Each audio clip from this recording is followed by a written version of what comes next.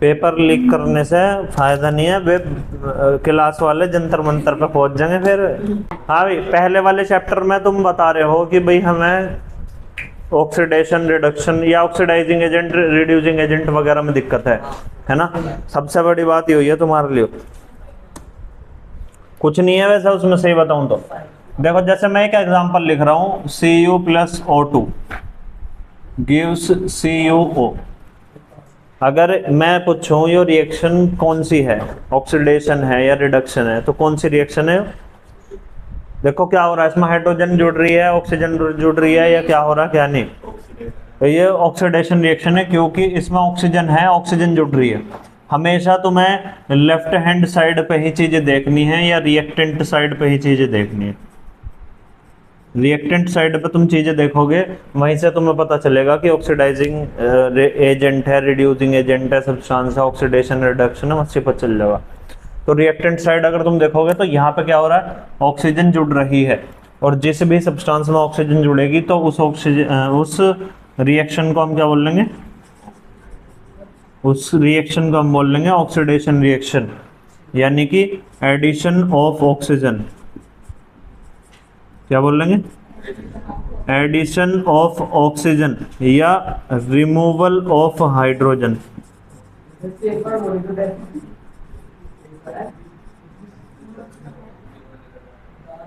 Notes वगैरह में भी है, बुक वगैरह में भी है, परेशान होने की जरूरत नहीं है, बस हमने क्या करा आज लो, अब टाइम के टाइम पर कितने चीज दिखाओगे।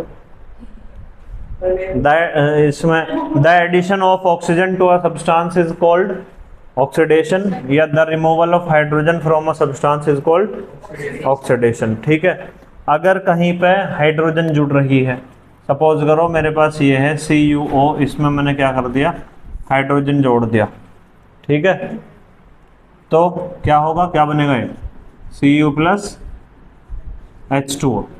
तो ये वाली जो रिएक्शन है वो कौन सी रिएक्शन है? ये रिडक्शन है। रिडक्शन भी है, रिडॉक्स भी हो सकते होगी ये बाद में जाके, फिलहाल हम तो रिडक्शन की बात कर रहे हैं, ठीक है ना। रिडॉक्स वो है जिसमें ऑक्सीडेशन भी हो रहा है, जिसमें रिडक्शन भी हो रहा है। समझ में आ रही बात? तो कौन सी रिएक्शन है? रिडक्शन रिएक्शन है, ठीक है। इसमें हम क्या बोल लेंगे, इसमें इसका उल्टा बोल दो बिल्कुल, एडिशन ऑफ हाइड्रोजन और रिमूवल ऑफ ऑक्सीजन, वो हमारी रिडक्शन रिएक्शन है। और जिसमें दोनों चीज हो रही हो, the reaction in which oxidation and reduction takes place simultaneously, मतलब एक साथ दोनों चीजें हो रही है जिस रिएक्शन में, वो रिएक्शन रिडॉक्स रिएक्शन होगी।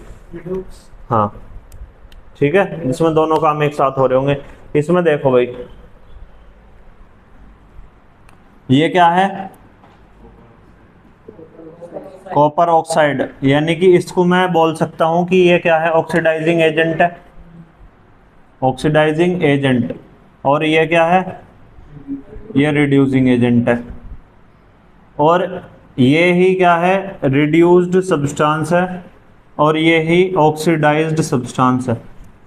देखो इसमें से ऑक्सीजन हटी तो ये क्या हो गया, रिड्यूस्ड हो गया। इसमें ऑक्सीजन जुड़ी तो ये ऑक्सीडाइज्ड हो गया, है ना। इसमें से ऑक्सीजन हटी, हटने का मतलब क्या है कि CuO से वो CuO से Cu बन गया, तो ऑक्सीजन हटी इसमें से, तो रिड्यूस्ड सब्सटेंस। इसके साथ ऑक्सीजन जुड़ी तो ये बन गया हमारा वाटर, तो ये क्या हो गया, ऑक्सीडाइज्ड सब्सटेंस। इतनी सी बात पर ध्यान रखना है, बस तुम्हें एक चीज ध्यान रखनी है, या तो रिएक्शन में तुम रिएक्टेंट साइड ही देखना है, रिएक्शन में तुम्हें या तो हाइड्रोजन को चेक करना है, हाइड्रोजन है या नहीं है, या दूसरा तुम्हें ऑक्सीजन चेक करना है, ऑक्सीजन है या नहीं है, ठीक है। तो अगर ऑक्सीजन मिल गई तो वो ऑक्सीडाइजिंग एजेंट है, उसका अपोजिट रिड्यूस सब्सटेंस है। अगर हाइड्रोजन मिल गई तो वो रिड्यूसिंग एजेंट है, और उसका अपोजिट ऑक्सीडाइज सब्सटेंस है। जैसे कि और देख लो, ZnO+C गिव्स Zn+CO। OC क्या हुआ, तू बता, तू बोल रहा होगा। नमूने, है ना। जिंक ऑक्साइड, इसके पास ऑक्सीजन है भरपूर मात्रा में, तो ये ऑक्सीजन डोनेट करता है, कर सकता है, तो ऑक्सीडाइजिंग एजेंट है।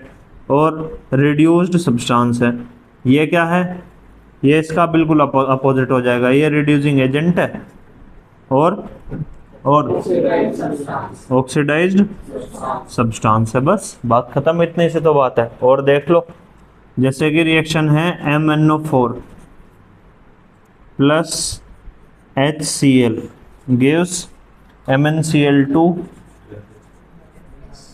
प्लस H2O और प्लस Cl2। देखो भाई, इसके पास ऑक्सीजन भरपूर मात्रा में है, तो ये क्या हो गया, ऑक्सीडाइजिंग एजेंट, और यही हो गया रिड्यूस्ड सब्सटेंस, है ना। ये इसके पास हाइड्रोजन है, तो ये क्या हो गया, रिड्यूसिंग एजेंट, और हो गया ऑक्सीडाइज्ड सब्सटेंस। इनमें कुछ है भी नहीं, पता नहीं कैसे बौखला रहे तो मैंने देखा। लाइट वाले में आ जाओ सिद्धार्थ, हैं बैलेंसिंग इक्वेशन। बैलेंसिंग इक्वेशन में क्या है, बैलेंसिंग इक्वेशन इसलिए करते हैं क्योंकि कंजर्वेशन ऑफ मास, ये law of conservation of mass होता है, उसको सेटिस्फाई करने के लिए, ठीक है। यानी कि हमारे लेफ्ट साइड में भी जो एटम्स हैं वो लेफ्ट साइड में भी बराबर होने चाहिए और राइट साइड में बराबर होने चाहिए, है ना। Law of conservation of mass क्या कहता है कि मास जो है ना तो बनता है और ना ही बिगड़ता है, ना तो उसे बनाया जा सकता है ना डिस्ट्रॉय किया जा सकता है, ठीक है। इस वजह से हम इक्वेशन को बैलेंस करते हैं, और बैलेंस करने का तरीका है वो हिट एंड ट्रायल मेथड करके, वही मतलब तुक्के वाली बात में, भाई यहाँ अच्छा यहाँ पे CuO2 है तो यहाँ पे 2 है, तो यहाँ पे देख लो ऑक्सीजन की साइड 2 लगा के, उस तरीके से करके देख लो कल, ठीक है। बाकी टेबल वगैरह बना के देख लो, मर्जी है तुम्हारी। हाँ, अब कौन सा बताना तुम्हें, रिफ्रैक्टिव इंडेक्स। उससे पहले कोई क्या नाम है, मिरर का कुछ दिक्कत हो या तुम्हारा जो है लेंस वगैरह। मिरर जो है, जैसे हमारे 2 टाइप के मिरर होते हैं, कॉनकेव मिरर होता है, कॉन्वेक्स मिरर होता है, ठीक है। कॉनकेव मिरर दिखाई कुछ ऐसा देता है, इस टाइप का, ठीक है। इसका जो फोकस होता है मिरर के फ्रंट में होता है, यहाँ पे फोकस है, यहाँ पर पोल है, और बीच में इसका सेंटर ऑफ कर्वेचर है। ये जितना भी पॉलिश्ड पार्ट होता है इसको हम अपर्चर बोलते हैं, है ना। और ये जो लाइन जा रही है इस लाइन को हम प्रिंसिपल एक्सिस बोलते हैं। जो हमारा कॉन्वेक्स मिरर है वो कुछ हमारा ऐसा दिखाई देता है? ऐसा तो नहीं दिखता भाई। हाँ, यहाँ पे फोकस हो गया, यहाँ पे पोल हो गया, यहाँ पे सेंटर ऑफ कर्वेचर हो गया, ये प्रिंसिपल एक्सिस होगी, इसमें यहाँ अंदर की साइड पॉलिश होती है ना। इसको हम बोलते हैं कन्वर्जिंग मिरर, इस वाले को कन्वर्जिंग मिरर बोलते हैं, इसको डाइवर्जिंग मिरर बोलते हैं, क्योंकि जब इस पे प्रिंसिपल एक्सिस के पैरेलल लाइट आएगी तो वो फोकस से टकरा या फोकस से पास होती है, ठीक है, लाइट कन्वर्ज होने लगती है। इसमें क्या होता है, प्रिंसिपल एक्सिस के पैरेलल लाइट आती है तो वो हमें फोकस से निकलती हुई दिखाई देती है, ऐसे आती है ऐसे चली जाती है, या पीछे डॉटेड लाइंस बनती हैं ये, ठीक है। तो ये कन्वर्जिंग मिरर होता है, ये डाइवर्जिंग मिरर होता है। कोई दिक्कत? इसमें ऑब्जेक्ट जो है हमेशा लेफ्ट साइड में रखा जाता है, इसमें भी ऑब्जेक्ट हमारा लेफ्ट साइड में रखा जाता है। इसमें फोकस से लेकर पोल की जो डिस्टेंस होती है उसको हम फोकल लेंथ बोलते हैं। क्या बोलते हैं? फोकल लेंथ, उसका नेगेटिव साइन होता है। इसमें फोकल लेंथ जो होती है उसका हमारा पॉजिटिव साइन होता है। इसका रेडियस ऑफ कर्वेचर जो होता है, C से P तक की जो डिस्टेंस है, रेडियस ऑफ कर्वेचर का नेगेटिव साइन है, इसमें रेडियस ऑफ कर्वेचर का पॉजिटिव साइन है। तो ये बेसिक बात है इनके कॉनकेव कॉन्वेक्स मिरर के बारे में। तो फिलहाल तो लेफ्ट साइड जाओगे माइनस और राइट साइड जाओगे तो प्लस होने लगती है कुछ भी चीज़ हो। ऊपर की साइड जाओगे तो प्लस, नीचे की साइड जाओगे तो माइनस, हर जगह पर रूल अप्लाई होता है। इमेज फॉर्मेशन के वे है रूल। इमेज फॉर्मेशन के रूल देखो क्या है। ये पहला जो है हमारा क्या है, कॉनकेव मिरर है। ठीक है, पहला रूल क्या है, कोई भी लाइट रे प्रिंसिपल एक्सिस के पैरेलल आएगी तो वो फोकस से निकलेगी। पहला रूल क्या है, कोई भी लाइट रे प्रिंसिपल एक्सिस के पैरेलल आएगी तो वो फोकस से निकलेगी। पहला नियम ये है। दूसरा नियम ये है, कोई भी लाइट रे, सपोज करो तुमने क्या करा, फोकस से निकाल दी तो वो पैरेलल हो जाओगी। पैरेलल आई तो फोकस से निकल जाएगी और फोकस से आई तो पैरेलल हो जाएगी। ठीक है, कोई भी लाइट रे, यहाँ सेंटर ऑफ कर्वेचर है मान के चलो, तो लाइट रे सेंटर ऑफ कर्वेचर से आई तो सेंटर ऑफ कर्वेचर से ही वापस हो जाएगी। 3 नियम है ये ही यूज करने हैं। चौथा नियम भी है पर उसका जरूरत है नहीं। जिस एंगल पे लाइट डलेगी उसी एंगल से निकल जाती है। ये बराबर हो रहा है मतलब। ठीक है, ये एंगल, ये वाला एंगल इस वाले एंगल के बराबर होता है। ऐसे ही हमारा जो कॉन्वेक्स है उसकी सुन लो, कोई लाइट रे प्रिंसिपल एक्सिस के पैरेलल आते हुए दिखेगी। ठीक है, तो वो फोकस से निकलती हुई दिखाई देगी, मतलब ऐसे ऐसे ऐसे करके ऐसे चली जाएगी। ठीक, कोई लाइट रे फोकस पे अगर आती हुई दिख रही है तो वो फिर पैरेलल हो जाती है। ये ऐसे आती हुई दिखाई देगी ऐसे, और ये यहाँ से वापस चले जाएगी, मतलब इसका अपोजिट ही है। जो फोकस से आती हुई या फोकस पे आती हुई दिख रही है वो पैरेलल हो जाएगी, जो पैरेलल आ रही है वो फोकस से निकलती हुई दिखने लगेगी। ठीक है, इसमें वही है, इसमें भी ऐसी है कि लाइट रे जब पोल पे पड़ेगी तो दोनों के एंगल सेम बनेंगे। ठीक है, हाँ, और जो सेंटर ऑफ कर्वेचर पे आएगी, मान के चलो यहाँ से, जो सेंटर ऑफ कर्वेचर यहाँ है, यहाँ पे, तो ये यहाँ आएगी, यहाँ से टकरा के वापस, और ये लगेगी कि सेंटर ऑफ कर्वेचर से निकलती हुई दिखाई दे रही है। तो पहले ऐसे आएगी और फिर ऐसे निकल जाएगी। ये हमारे रूल है उसके।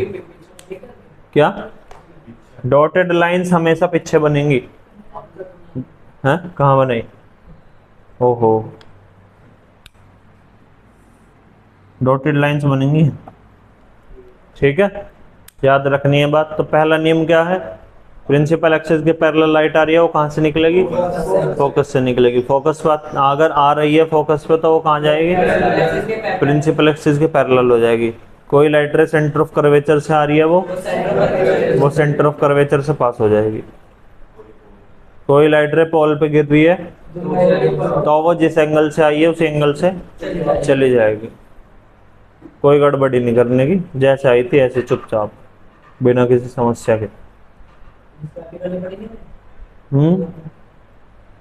25 नंबर में कौन, मतलब 25 नंबर में क्या सोच रहे तुम, सारा कुछ दे दूंगा मैं। सब कुछ आ रहा भैया, जो समझा रहा सब आएगा। जो इमेज फॉर्मेशन नहीं है, ये तो रूल हैं जो इमेज फॉर्मेशन करने में हेल्प करते हैं। क्या हाल है, हाँ भाई, रिफ्रैक्टिव इंडेक्स। पहले रिफ्रैक्टिव इंडेक्स से पहले तुम समझो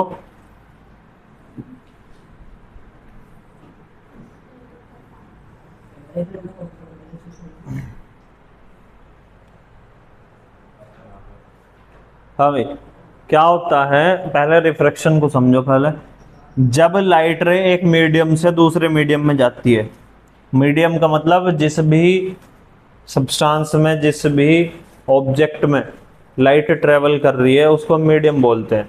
ठीक है, तो जब लाइट रे एक मीडियम से, यहाँ पे मान के चलो यहाँ पे एयर है और ये हमारा गिलास है ट्रांसपेरेंट, या वाटर मान लो, कुछ भी मान लो, मर्जी तुम्हारी, यहाँ पे भी एयर है। तो लाइट रे जब एक मीडियम से दूसरे मीडियम में जाती है तो उसकी डायरेक्शन चेंज होती है। ठीक है, जैसे तुम मान के चलो अपने यहाँ से अपने घर गए, तो यहाँ से जाते जाते तुम्हारी डायरेक्शन चेंज हो लेंगी सारी, तुम्हारा रहन सहन सा, थोड़ा बोलने का तरीका चेंज हो जाता है। कोई रिश्तेदार आए घर में तुम्हारे, हो जाता है ना रहन सहन तरीका चेंज। अब तुम्हारे जाते ही मेरा भी रहन सहन बदल जाओगा, जाते ही अलग तरीके से, है ना। तो होता कुछ ऐसा है कि भाई जब लाइट रे एक मीडियम से दूसरे मीडियम में जाती है तो उसकी क्या चेंज होती है, उसकी डायरेक्शन चेंज होती है। उस फिनोमिना को ही हम क्या बोलते हैं, रिफ्रैक्शन ऑफ लाइट बोलते हैं। सुन लियो मत ना बात, तो सुनन मत दियो इसे। तो लाइट रे सपोज करो यहाँ से आई, कहाँ से आई, यहाँ से एयर से आई, और वो जानी तो ऐसे चाहिए कायदे में, हमारे अकॉर्डिंग तो ऐसे जानी चाहिए, जैसे आ रही थी सीधी जानी चाहिए कायदे में, ठीक है। लेकिन होता कुछ ऐसा है कि लाइट रे ऐसे आई और यह बाहर कौन सा मीडियम है, रेयर मीडियम, और ये कौन सा मीडियम, डेंसर मीडियम। तो जब लाइट रे रेयर से डेंसर मीडियम में जाती है तो वो बेंड कर जाती है नॉर्मल की साइड को, ऐसे आई और बेंड कर गई, ठीक है। और जब ये बाहर निकलेगी तो हमारे अकॉर्डिंग बिल्कुल ऐसा होना चाहिए कि ऐसे जानी चाहिए, लेकिन जैसे ये बाहर निकलेगी तो इसके पर खुलेंगे एकदम से और ये एकदम दूर भागने लगेगी। इसके वैसे कायदे में पैरेलल होती है, जानी तो ये हमारे अकॉर्डिंग ऐसे है, ठीक है ना, यही है ना पाथ इसका, लेकिन ये जाएगी कैसे, थोड़ी सी दूर चली जाएगी ऐसे।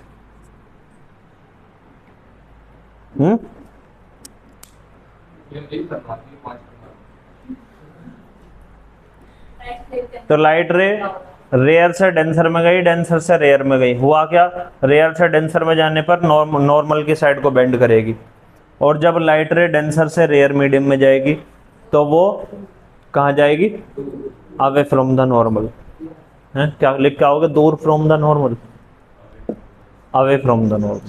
इतनी बात समझ में आ रही है। अब यहाँ पे क्या होता है, यहाँ पे एंगल्स बनते हैं, ये हमारी इंसिडेंट रे है, ये हमारी रिफ्लेक्टेड रे है। ये कौन सी रे है, इंसिडेंट रे, और ये वाली जो रे है हमारी ये है रिफ्रैक्टेड रे। यहाँ पर एंगल बनेगा एंगल ऑफ इंसिडेंस, और यहाँ पर एंगल बनेगा एंगल ऑफ रिफ्रैक्शन, ठीक है। हमने जो है उसमें पढ़ा था, जो मिरर थे हमारे, कि मिरर में क्या होता है, एंगल ऑफ इंसिडेंस बराबर होता है एंगल ऑफ रिफ्लेक्शन के, लेकिन इसमें नहीं हो रहा, तुम्हें साफ साफ दिखाई दे रहा है, जितना एंगल आई था उतना एंगल आर नहीं है ना, है ऐसा। तो इसमें कुछ अलग नियम निकल के आया, उसने क्या बताया कि साइन आई अपॉन साइन आर, अगर इन एंगल को साइन के साथ लिया जाए, ट्रिग्नोमेट्रिक रेशियो साइन के साथ लिया जाए, तो इनका जो रेशियो आएगा वो आएगा कांस्टेंट। क्या आएगा, कांस्टेंट, ठीक है। इसको हमने नाम दिया, इसका नाम दिया गया स्नेल्स लॉ। क्या नाम है इसका, स्नेल्स लॉ। इसको हम ऐसे पढ़ते हैं, sine of angle of incidence, sine of angle of refraction, है ना। अगर डेफिनेशन बनाओगे यहाँ से तो द रेशियो, रेशियो का मतलब ये डिवाइडेड वाला साइन होता है, the ratio of sine of angle of incidence to the sine of angle of refraction is constant, ठीक है। The ratio of sine of angle of, यहाँ से स्टार्ट करेंगे बीच से, इसको बोलेंगे the ratio of sine of angle of incidence to the sine of angle of refraction is constant, ठीक है, for a given pair of media. यानी कि दो मीडियम के लिए ये जो एंगल का रेशियो है वो कांस्टेंट कहलाता है। एक मीडियम के लिए तुम इसे बना तो सकते नहीं किसी भी कीमत पे, मान के चलो हवा से लाइट पास हो रही है, तो हवा से जब लाइट पास हो रही है तो तुम साइन आई साइन आर थोड़ी बना सकते हो कहीं पे। दो मीडियम के लिए ही ये रूल अप्लाई होता है, दिस हो रहा, दो मीडियम के लिए ही रूल अप्लाई होता है। तो the ratio of sine of angle of incidence to the sine of angle of refraction is constant for a given pair of media या मीडियम, ठीक है। मीडिया का मतलब एक, मतलब कि दो की बात करी जाती है, या मीडियम लिख दो मर्जी तुम्हारी। कांस्टेंट का मतलब ये है कि भाई इनकी कुछ वैल्यू होती है, मान के चलो साइन 30 है, ठीक है, और ये साइन 60 है, तो इनकी कुछ वैल्यू होती है। साइन 30 की वैल्यू क्या हुआ बताओ, 1/2, और साइन 60 की √3/2। तो जो कांस्टेंट का मतलब, जैसे मैथ में नहीं पढ़ रखा तुमने, कांस्टेंट टर्म दे कांस्टेंट टर्म न्यूमेरिकल वैल्यू कोई भी, तो इसका क्या मतलब आएगा 1/2 इंटू 2/√3। तो इससे अरे तो √3 कर लिया। तो ये क्या है, कांस्टेंट वैल्यू है, यहाँ इस पर कोई वेरिएबल वगैरह नहीं है, मतलब कांस्टेंट है। ठीक है, समझ में आ गई बात?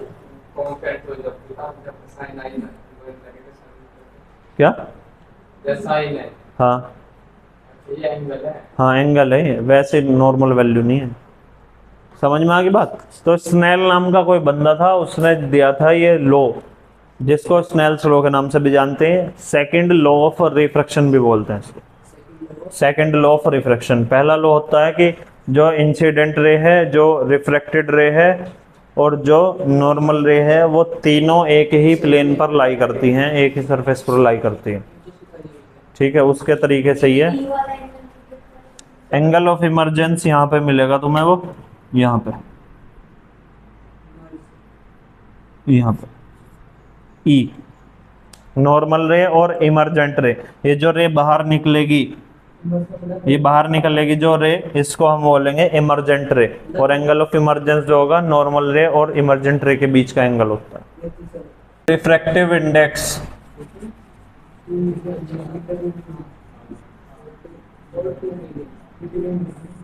क्या है? रिफ्रैक्टिव इंडेक्स म्यू से डिनोट करते हैं ना इसको। रिफ्रैक्टिव इंडेक्स क्या कहता है कि ये जो वैल्यू आई है sine r upon sine I upon sine are की value, sine I upon sine are की जो वैल्यू है, इसी को कायदे में रिफ्रैक्टिव इंडेक्स कहा जाता है। कैसे कहा जाता है? ये कहता है कि भाई जब लाइट रे एक मीडियम से दूसरे मीडियम में जाती है, ठीक है, जब लाइट रे एक मीडियम से दूसरे मीडियम में जाती है, तो sine I upon sine are की जो वैल्यू होती है, उसी को रिफ्रैक्टिव इंडेक्स कहा जाता है।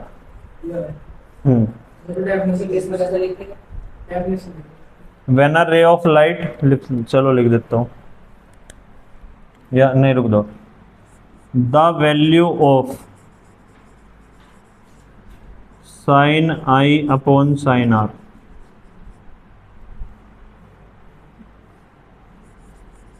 for a ray of light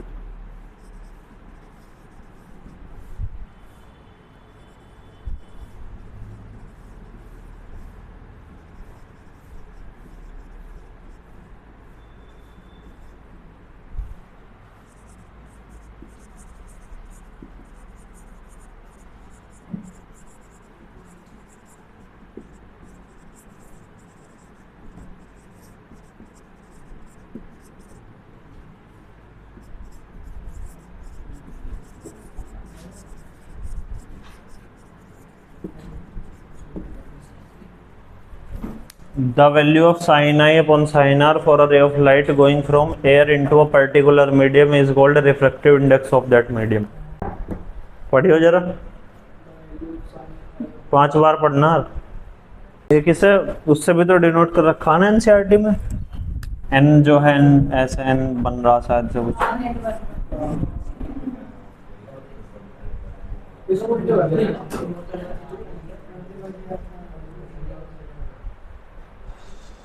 हाँ भाई, अब दो रिफ्रैक्टिव इंडेक्स हो रहे हैं। रिफ्रैक्टिव इंडेक्स के दो भाई हैं, एक है रिलेटिव रिफ्रैक्टिव इंडेक्स, पिछले साल आया था, और एक है एब्सोल्यूट रिफ्रैक्टिव इंडेक्स। इनमें से कोई सा? ठीक है, एब्सोल्यूट रिफ्रैक्टिव इंडेक्स क्या होता है? जब लाइट रे एयर से, एयर या वैक्यूम से, एयर या वैक्यूम से किसी मीडियम में जाएगी, तो जो रिफ्रैक्टिव इंडेक्स होगा वो हमारा क्या कहलाएगा? Absolute refractive index. जब एयर या वैक्यूम से किसी मीडियम में जाएगी, फिक्स है ये बात, ध्यान रखना, एयर या वैक्यूम से किसी मीडियम में जाएगी तो एब्सोल्यूट रिफ्रैक्टिव इंडेक्स होगा। और अगर एक मीडियम से, मान के चलो एक मीडियम से दूसरे मीडियम में जाएगी, और वो मीडियम जो है एयर और वैक्यूम नहीं होना चाहिए, एयर और वैक्यूम नहीं होना चाहिए। उस रिफ्रैक्टिव इंडेक्स को हम बोल लेंगे रिलेटिव रिफ्रैक्टिव इंडेक्स। क्या बोल लेंगे? Relative refractive index. एक मीडियम से दूसरे मीडियम में जानी है, लेकिन दूसरा मीडियम एयर और वैक्यूम नहीं होना चाहिए, सीधी सी बात ये है।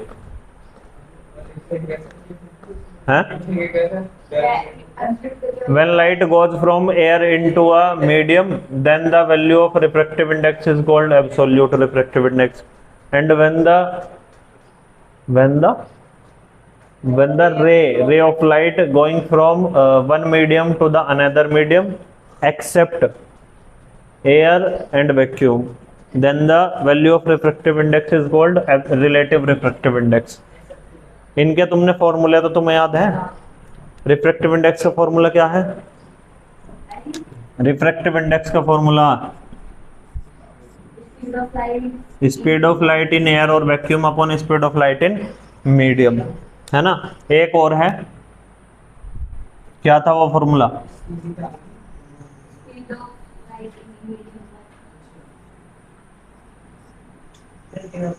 ये भी तो है।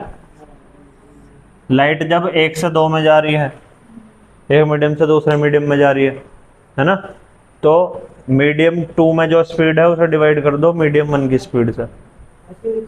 और भी है, इसका रेसिप्रोकल भी होता है, 1 म्यू 2 इक्वल टू 1/2 म्यू 1।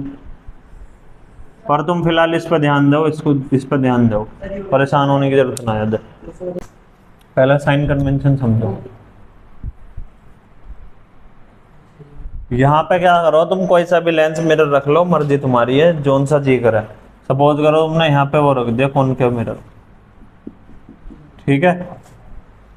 तो ये साइड पॉजिटिव है, ये साइड नेगेटिव है, ये साइड पॉजिटिव है और ये साइड नेगेटिव है, ठीक है। ऑब्जेक्ट हमेशा कहाँ पे रखा जाता है? ऑब्जेक्ट को हम बोलते हैं यू, ऑब्जेक्ट डिस्टेंस, हमेशा वो नेगेटिव साइड होता है, ठीक है। इमेज, इसमें जो इमेज बनेगी उसका इमेज का अभी हमें नहीं पता कहाँ बनेगी कहाँ नहीं बनेगी। अगर इमेज इधर बनी तो पॉजिटिव है, इमेज अगर इधर बनी तो नेगेटिव है, ठीक है। तो इमेज जो है इसमें पॉजिटिव भी बन सकती है, नेगेटिव भी बन सकती है, ठीक। पॉजिटिव इमेज कब बनेगी? जब इमेज वर्चुअल एंड इरेक्ट होगी।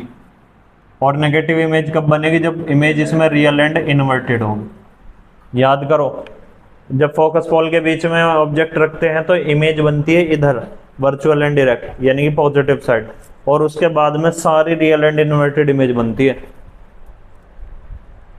याद है? भूल गए? ठीक है। अगर मैं बात करूं एफ की, यानी कि फोकल लेंथ पॉजिटिव है नेगेटिव है? फोकल लेंथ नेगेटिव है। अगर मैं बात करूं एच ओ की, ऑब्जेक्ट की हाइट की, तो ऑब्जेक्ट कहाँ रखा जाएगा? ऊपर रखा जाएगा, नीचे रखा जाएगा? ऊपर रखा जाएगा। जब ऑब्जेक्ट ऊपर रखा गया तो हाइट ऑब्जेक्ट की पॉजिटिव। इमेज की बात करो, अब इमेज की बात करो। इमेज ऊपर को रखी जाएगी, हाइट जो है पॉजिटिव भी हो सकती है और नेगेटिव भी, रखी नहीं जाने की बनेगी मतलब। तो हाइट पॉजिटिव भी हो सकती है और नेगेटिव भी हो सकती है। पॉजिटिव कब होगी? जब वर्चुअल एंड इरेक्ट होगी, और नेगेटिव कब होगी? जब रियल एंड इन्वर्टेड होगी, ठीक है। लिख लियो, ये छोटी छोटी बात बहुत काम की बता रहा हूं। अब यूं बताओ, यो तो आगे समझ में। अब दूसरी चीज देखो, कॉन्वेक्स की बात करो। कॉन्वेक्स हमने यहाँ रख दिया, तो इसका कॉन्वेक्स की बताओ ऑब्जेक्ट यू, ऑब्जेक्ट डिस्टेंस क्या होगी? ऑब्जेक्ट डिस्टेंस हमेशा माइनस में होगी, इधर ही रखे जानी है। जब भी सब कुछ भी हो, ऑब्जेक्ट डिस्टेंस यूनिवर्सल है, माइनस में रखा जाएगा हमेशा, ठीक। इमेज कहाँ बनेगी इसकी? इसकी इमेज हमेशा प्लस में बनेगी, हमेशा प्लस में बनेगी। वर्चुअल एंड डायरेक्ट बनती है। कैसे बनेगी? Virtual and erect. Virtual and erect image बनेगी हमेशा, ध्यान रखना ये बात। अगर मैं बात करूं इसकी फोकल लेंथ की, तो फोकल लेंथ प्लस में माइनस में? प्लस तो है यार, इधर प्लस होना होता। क्या कह रही? किसमें? इधर ही बन रही है, राइट साइड में, ध्यान दे, इधर ही बन रही है। एक इमेज फोकस पे बनेगी, एक फोकस के और पोल के बीच में बनेगी, प्लस में ही बनेगी इमेज हमेशा। वर्चुअल एंड डायरेक्ट इमेज है ना। अगर मैं ऑब्जेक्ट की हाइट की बात करूं तो पॉजिटिव, यूनिवर्सल है। और इमेज की हाइट की अगर बात करूं मैं तो वो भी पॉजिटिव है, नीचे नहीं बनती, ऊपर ही बने, क्योंकि वर्चुअल एंड डायरेक्ट इमेज है तो हाइट पॉजिटिव होगी, रियल एंड इन्वर्टेड इमेज है तो हाइट नेगेटिव होगी, है ना। वर्चुअल एंड डायरेक्ट है मतलब सीधी, सीधी है तो प्लस ही रहेगी, उल्टी है तो माइनस में रहेगी। समझ में आ रही बात? ठीक। और क्या रह गया? और कुछ भी नहीं आया, एक एक चीज और रह जाएगी तुम्हारी, उसे भी अभी देखेंगे। अब आ जाओ लेंस पे। कौन सा लेंस है जियो? कॉन्वेक्स लेंस है। तो कॉन्वेक्स लेंस हो, कॉनकेव मिरर हो, दोनों हो, कॉन्वेक्स लेंस हो और कॉन्वेक्स ही मिरर, लेंस और मिरर दोनों, कुछ भी हो चाहे। तो मान के चलो हमारा क्या है, कॉन्वेक्स लेंस है, तो कॉन्वेक्स मिरर है, तो इनकी जो फोकल लेंथ होती है दोनों की प्लस में होती है, ठीक। या अगर ऐसे भी नहीं समझ में आ जाती बात तो सरफेस देख लो, पहले वाली, पहली सरफेस, मतलब लेफ्ट से राइट साइड जाते हुए सरफेस देखो। पहली सरफेस ये पड़ेगी, पहली सरफेस ये पड़ेगी। अगर मैं इसका पूरा गोला बनाऊं तो इधर बनेगा, फोकल लेंथ यहाँ पे इधर कहीं आएगी, तो फोकल लेंथ इधर आएगी, तो इसकी जो फोकल लेंथ होगी वो कैसी होगी, इस साइड में प्लस की होगी। ऑब्जेक्ट डिस्टेंस कैसा होगा? ऑब्जेक्ट डिस्टेंस यू कैसा होगा? माइनस में होगा। ऑब्जेक्ट की हाइट कैसी होगी? ऑब्जेक्ट की हाइट भैया प्लस में होगी, ऑब्जेक्ट तो हमेशा ऊपर कोई रखा है, ठीक है। ऑब्जेक्ट की हाइट प्लस में होगी। इमेज की जो डिस्टेंस है v, इमेज की डिस्टेंस अगर तुम याद कर पा रहे हो तो इसकी इमेज इधर भी बनती है और इसकी इमेज इधर भी बनती है ना। अगर इमेज इधर बनेगी तो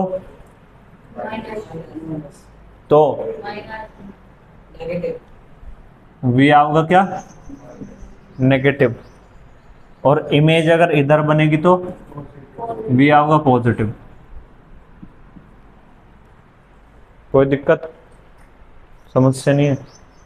इमेज डिस्टेंस अगर मैं बात करूं HI की, तो इधर इमेज बनती है, वो बनती है पॉजिटिव, और नीचे इमेज बनती है, वो बनती है नेगेटिव। तो पॉजिटिव भी हो सकता है और नेगेटिव भी हो सकता है। और अगर मैं इसकी बात करूं, कौन सा लेंस है ये? कॉनकेव लेंस है। इसमें पहली सरफेस देखो, लेफ्ट से राइट जाते टाइम पहली सरफेस ऐसी है, सर्कल इधर बनेगा, फोकस कहीं यहाँ पे आएगा इसका, ठीक। तो इसकी जो फोकल लेंथ है वो कैसी है, माइनस में है। ऑब्जेक्ट डिस्टेंस कैसा है, माइनस में है। ऑब्जेक्ट की हाइट कैसी है, प्लस में है। और इमेज, इमेज बताओ इसकी कहाँ बनती है? इमेज बनती है इसकी हमेशा इस साइड, वी की बात कर रहे हैं हम, वी किस साइड बनती है, माइनस में बनेगी। और HI जो होगी वो हमेशा प्लस में रहती है, ऊपर की साइड को बनती है, नीचे नहीं बनती। ये जो है कॉनकेव लेंस और कॉन्वेक्स मिरर, इन दोनों में वर्चुअल एंड डायरेक्ट इमेज बनती है हमेशा। कॉनकेव लेंस और कॉन्वेक्स मिरर, इनमें वर्चुअल एंड डायरेक्ट इमेज बनती है। अब तुम कह रहे हो कि हमें बता दो जी मैग्निफिकेशन। तो मैग्निफिकेशन का सीधा सा मतलब ये होता है कि ऑब्जेक्ट के कंपैरिजन में, सुन लो, ऑब्जेक्ट के कंपैरिजन में इमेज बनी है वो छोटी बनी है या बड़ी बनी है, और बनी है तो कितनी, बनी है तो कितनी। ऑब्जेक्ट के कंपैरिजन में ऑब्जेक्ट छोटी बनी है या मतलब कितनी छोटी बनी है या कितनी बड़ी बनी है, वो मैग्निफिकेशन कहलाता है। मैग्निफिकेशन में हम क्या करते हैं, फॉर्मूला है हमारा जिससे HI/HO, HI को HO से डिवाइड कर देते हैं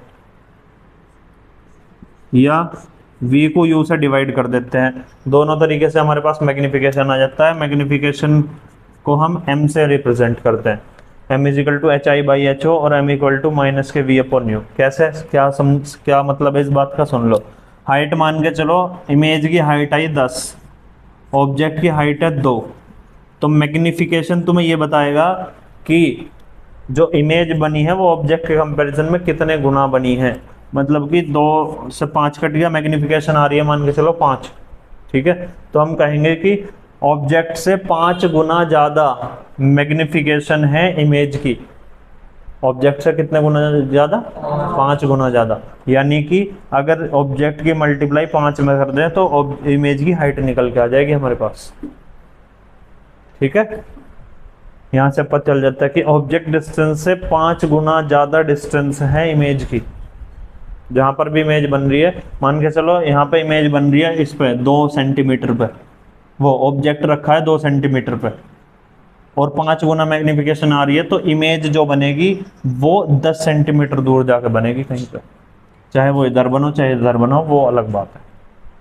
ठीक, अब मैग्निफिकेशन के 2 साइन मिलेंगे देखने को, एक प्लस का साइन मिलेगा और एक माइनस का साइन मिलेगा। अगर मैग्निफिकेशन प्लस आ रही है, मैग्निफिकेशन प्लस आ रही है तो वो वर्चुअल एंड इरेक्ट इमेज बना रही है। मैग्निफिकेशन नेगेटिव है तो वो रियल एंड इन्वर्टेड इमेज बना रही है। ठीक है, और भी बात है, मैग्निफिकेशन अगर 1 आ रही है, मैग्निफिकेशन अगर 1 से ज़्यादा आ रही है और मैग्निफिकेशन अगर 1 से कम आ रही है, तो इनका भी अलग अलग हिसाब है। अगर मैग्निफिकेशन 1 आ रही है तो इसका मतलब है कि ऑब्जेक्ट की जो हाइट है और जो इमेज की हाइट है वो बराबर है। ठीक है, या दोनों जो हैं u और v बराबर आ रहे हैं। u और v बराबर किस केस में आते हैं? जब सेंटर ऑफ कर्वेचर पर रखी जाती है चीज। अगर मैग्निफिकेशन 1 से कम आ रही है तो इमेज जो है वो छोटी है ऑब्जेक्ट से। इमेज क्या है? ऑब्जेक्ट से छोटी है, या इमेज जो बन रही है वो स्मॉलर देन ऑब्जेक्ट बन रही है। और अगर इमेज बड़ी है ऑब्जेक्ट से तो 1 से बड़ी वैल्यू आएगी। अब ध्यान से समझने की कोशिश करिए, देखो क्या हो रहा, फील करना बस तुम्हें, है ना। ये हमारे लंग्स हैं, लंग्स में क्या काम कर रहा है? हाँ, लंग्स में क्या चल रहा है कि लंग्स में एल्वियोली के पास तक ऑक्सीजन आ रही है, नाक के थ्रू हम जो भी सांस ले रहे हैं। एल्वियोली के पास ऑक्सीजन आई, वहाँ पे एल्वियोली का जो कुछ स्ट्रक्चर है तुम्हें याद है, बॉल सा स्ट्रक्चर, उसके आसपास बहुत सारी कैपिलरीज लिपटी हुई है। तो वो ऑक्सीजन जो है एल्वियोली से जाके उसमें पहुंच जाती है कैपिलरीज में, ब्लड कैपिलरीज में। ठीक है, कैपिलरीज से आती है वो किस में? पल्मोनरी वेन में। वीन ना वेन बोलते हैं, पल्मोनरी वेन में। यानी कि लंग्स है, एल्वियोली लंग्स वाला ही पार्ट है ना।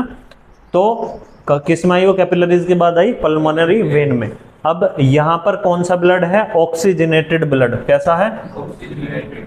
ऑक्सीजनेटेड ब्लड, ऑक्सीजन युक्त ब्लड है, यानी कि इसमें ऑक्सीजन है बहुत बढ़िया मात्रा में। तो ऑक्सीजनेटेड ब्लड आता है यहाँ से, पंप मतलब कि यहाँ से जो है फ्लो होकर के ऑक्सीजनेटेड ब्लड आता है लेफ्ट एट्रियम में। किस में आ रहा है? लेफ्ट एट्रियम में आ रहा है। लेफ्ट एट्रियम में इसको हम बोलते हैं एक तरीके से रिसीवर, ब्लड को रिसीव करता है। ठीक है, क्या करता है? ब्लड को रिसीव करता है। अब जो चीज रिसीव करने वाला होगा उसकी जो वॉल्स होंगी वो थिक होती है ना। एकदम से मान के चलो ऊपर से कुछ चीज फेंक नहीं है तो इनकी चीज, इसकी जो वॉल्स होगी उस पर प्रेशर पड़ेगा तो इसकी वॉल्स कैसी होती है? थिक होती हैं। दीवारें जो होती है इसकी थिक होती है। फिर यहाँ पर ये लगे होते हैं वॉल्व्स, VALVES। क्या होते हैं? वॉल्व्स। इन वॉल्व्स का काम क्या होता है कि इन वॉल्व्स के थ्रू ब्लड जो है नीचे आता है, पुश डाउन होकर के लेफ्ट वेंट्रिकल में आता है। किस में आता है? लेफ्ट वेंट्रिकल में। बोलना नहीं देने का, देख बीच बीच में सुन ले, अभी रुक जा, बाद में बात करिए। तो वॉल्व्स के थ्रू क्या होता है कि भाई लेफ्ट एट्रियम में से लेफ्ट वेंट्रिकल में ब्लड आता है वॉल्व्स के थ्रू, और ये वॉल्व्स जो है बंद हो जाते हैं। बंद इसलिए होते हैं जिससे कि ये जो ब्लड है इसका बैक फ्लो ना हो जाए, पीछे ना जाने लगे, ये एक ही डायरेक्शन में चले। फिर क्या होता है, ये क्या करता है, इसकी मसल जो है रिलैक्स हो जाती है, ऊपर वाले की मसल रिलैक्स हो जाती है रिसीव करने के लिए, इसकी मसल कॉन्ट्रैक्ट होती है एकदम से, जिसको ब्लड को पंप कर सके। ब्लड पंप करते हैं किसमें, ऑर्टा में। क्या, इसको हम क्या बोलते हैं, मेन आर्टरी। ठीक है, मेन आर्टरी ऑर्टा होता है। ऑर्टा जो होता है, इसकी भी जो वॉल्स होती हैं वो थिक होती है। क्या होती है, थिक वॉल्स होती हैं, क्योंकि इसके ब्लड के प्रेशर को इसके वॉल्स को झेलना पड़ता है ना। तो इसकी वॉल कैसे होंगी, थिक वॉल होंगी इसकी। ठीक है, अब इनके कंपैरिजन में चल रही है बात। तो इसकी वॉल थिक होंगी, ये ब्लड प्रेशर को झेलती है, तो ये ब्लड को लेके जाती है फिर हमारे बॉडी पार्ट तक। कहां तक लेके जा रही है, बॉडी पार्ट तक। बॉडी पार्ट में क्या हो रहा है, बॉडी पार्ट में चल रही है रेस्पिरेशन की प्रोसेस। सेल्स के पास है ना, सभी सेल्स के पास लेके जाएंगे। सेल्स में क्या चल रहा है, सभी सेल्स के पास ब्लड जाएगा जहां पर रेस्पिरेशन की प्रोसेस चल रही है। अब रेस्पिरेशन तुम्हें पता है कि जो फूड है, रेस्पिरेशन में क्या होता है, फूड का ब्रेक डाउन होता है ऑक्सीजन की प्रेजेंस में, ग्लूकोज वगैरह ये सारी चीज बनती है ना, एनर्जी प्रोडक्शन होता है।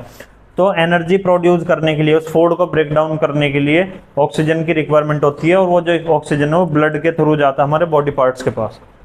ठीक, अब तुम्हें पता है कि जहां पर, कहां पर, जहां पर बॉडी पार्ट्स में क्या हो रहा है, बॉडी पार्ट्स में एनर्जी का प्रोडक्शन हो रहा है, और जहां पर एनर्जी का प्रोडक्शन होता है वहां पर वेस्ट मटेरियल भी निकलता है, बहुत सारी चीज होती है। वैसे फिलहाल कार्बन डाइऑक्साइड मान के चलो।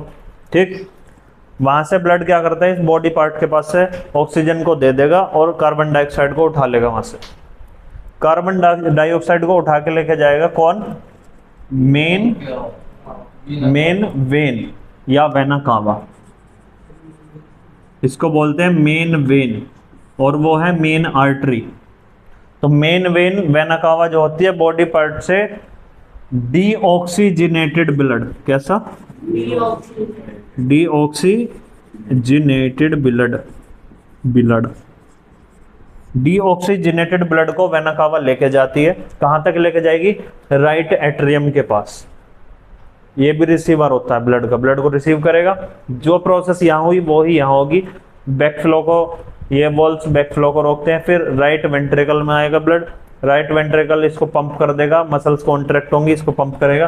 पंप करने के बाद यह आएगा किसमें, पल्मोनरी आर्टरी। पल्मोनरी आर्टरी जो है राइट वेंट्रिकल से लंग्स तक ब्लड को लेके जाएगी, और लंग्स में क्या है, एल्वियोली, लंग्स में भी एल्वियोली के पास लेके जाएंगे, है ना भाई। आर्टरी से पहले कैपिलरीज आएंगी, पहले कैपिलरीज में जाएगा, कैपिलरीज से फिर लंग्स में, एल्वियोली में।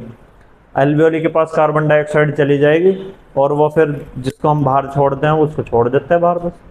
हाँ भाई सुनो, दोबारा से सुन लो। यहाँ पे क्या है, डीऑक्सीजनेटेड ब्लड है जो कि रीनल आर्टरी के थ्रू आता है। ठीक, ये कप शेप स्ट्रक्चर है जिसका नाम है बोमन्स कैप्सूल। इस कप शेप स्ट्रक्चर के अंदर है एक नेट लाइक स्ट्रक्चर, जाली जैसा एक स्ट्रक्चर है, इसका नाम है ग्लोमेरुल्स। ग्लोमेरुल्स बेसिकली क्या करता है, ब्लड को फिल्टर करने का काम करता है। ठीक, किसका काम करता है, ब्लड को फिल्टर करने का काम करता है। तो फिल्टर ब्लड जो है इसमें चला जाता है, रेड वाले में। ठीक है, जो ब्लड साफ हो गया वो रेड वाले में चला जाता है, और जो वेस्ट मटेरियल है वो इसमें नीचे गिर जाता है। जो भी वेस्ट चीजें हैं हमारी बॉडी के लिए हानिकारक है, हार्मफुल है, वो नीचे गिर जाता है। ठीक है भाई, वो नीचे आ गया इसमें। उसमें क्या हो सकते हैं, सॉल्ट्स हो सकते हैं जो हमारी बॉडी के लिए कुछ जरूरी या रिक्वायरमेंट नहीं है, जिनकी एक्स्ट्रा वाटर हो सकता है, अमोनिया, वेस्ट मटेरियल वगैरह, एक आधी चीज और हो सकती है, वो सारी चीज। ठीक है, तो वो सारी चीजें जो है किस में आ गई, वो आ गई हमारे ट्यूब्यूलर पार्ट में। ट्यूब्यूल बोलते हैं इसको, क्या बोलते हैं, ट्यूब्यूल बोलते हैं। ये जो हमारा ये वाला पोर्शन है, ये वाला पोर्शन बहुत अच्छे तरीके से इस पे लिपटा हुआ होता है, और ये ऐसे लिपटा हुआ होता है कि ये जो ट्यूब्यूल है ना, ये ट्यूब्यूल में अगर कुछ एक्स्ट्रा काम की चीजें हैं, अभी भी वेस्ट मटेरियल के साथ कुछ एक्स्ट्रा चीज आ गई है जो काम की है, वो उनको रीएब्जॉर्ब कर लेता है। तो इसमें यहाँ पे इसमें क्या होता है, रीएब्जॉर्प्शन।